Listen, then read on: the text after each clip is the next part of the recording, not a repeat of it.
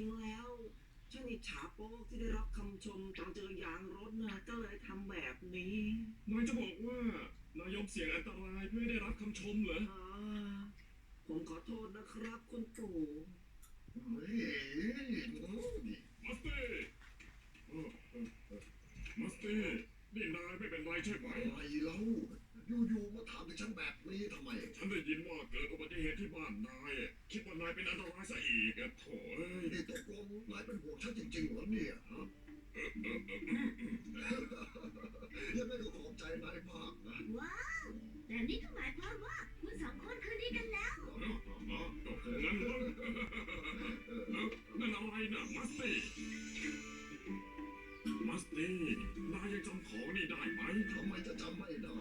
นี่เป็นแคปซูลการเวลาที่เราฝังเอาไว้ด้วยกันตอนเด็กยังไงล่ะสิ่งนี้เป็นความทรงจำที่ดีของเราสองคนนะ บรูน่าได้ค้นพบสิ่งที่ดีที่สุดแล้วนะ โอ้ตกลงผมหามันเจอเนี่ย ก็ใช่นะสิถ้าไม่เพราะเธอมาขุดหลุมนี่แล้วก็เรา เมี่ยงเหรอ ก็ไม่มีทางจำมันได้หรอกนะรู้ไหม โรเนอร์ขอบใจเธอมากจริง ม่วน แล้วผมจะได้รับคำชมไหมครับ เราควรจะชมเขาดีไหมเนี่ย ๆฉันว่าชมไปเถอะนะ